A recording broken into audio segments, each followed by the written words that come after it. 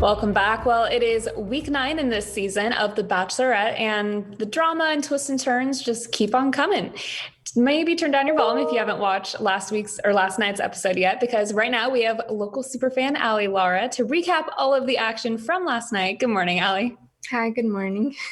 So let's start off with the episode started with where we left off last week with Tayshia confronting Noah and Bennett, these two guys that have so much drama and tension between them.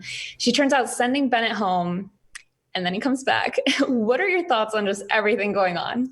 I think she did the right thing at first, trying to get both stories. So she sat them down individually to kind of hear each side. And in the end, for some reason, she decided Bennett needed to go home and Noah stayed. But she was so conflicted. So when I saw him come back at the end, I was like, all right, so this is what's supposed to happen. I think he's supposed to stay here. And I think Noah is the one that really needs to go home. Yeah, what did you think of Bennett coming back and kind of confessed his love for her a little bit? Were you expecting that at all?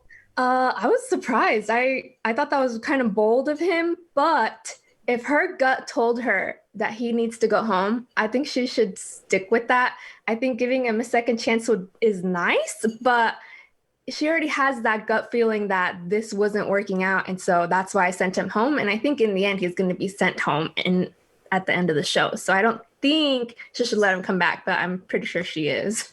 Yeah, might keep things entertaining. Keep it interesting. So we saw Ben and Riley, two guys, kind of really open up about some personal things in their past with Tayshia this week. She seemed to really like that. They've kind of raised their status with her a little bit. What were your thoughts on them, especially as we head into the end of the season with hometowns and everything? I thought Ben was really quiet at first, but now I understand why. I mean, with suicide attempts, I'm sure that's hard to talk about for anybody. And bringing up his sister, I think she really needed to know that part about him. And I'm glad he was able to do that on these dates. And Riley too. Riley with his whole family drama and having to change his name. I'm glad the guys are realizing they really need to be open with her if they're trying to make this to the end. Definitely. And Riley opened up after the lie detector group dates. All the guys were attached to a lie detector and asked different questions.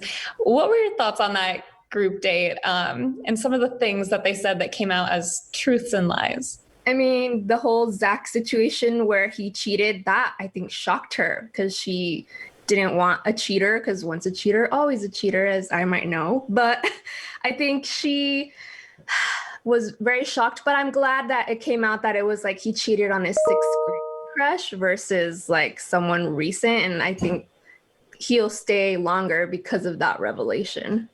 Definitely. He was honest, but it was also a 12-year-old mistake. So yeah. Definitely. So as we are heading into hometowns, the number of guys is getting smaller. Are any of these guys standing out to you in your opinion? And then also, do you think to Tayshia, certain ones are kind of up there on her list? I think it's going to come down to Ben, Zach, and I think his name is Brendan. They're the ones that her face lights up. I think she even almost started talking like baby talk, that high-pitched voice, when you're a girlfriend trying to get your boyfriend's attention. I can't remember who that was with, if it was with Zach or Ben, but I think those are the people she's most drawn to and that have the biggest chance of winning her heart in the end. Definitely. All right. Well, we are out of time, but we will definitely have to see if your predictions are correct next week. Thank you so much for joining us again. Yeah, thank you.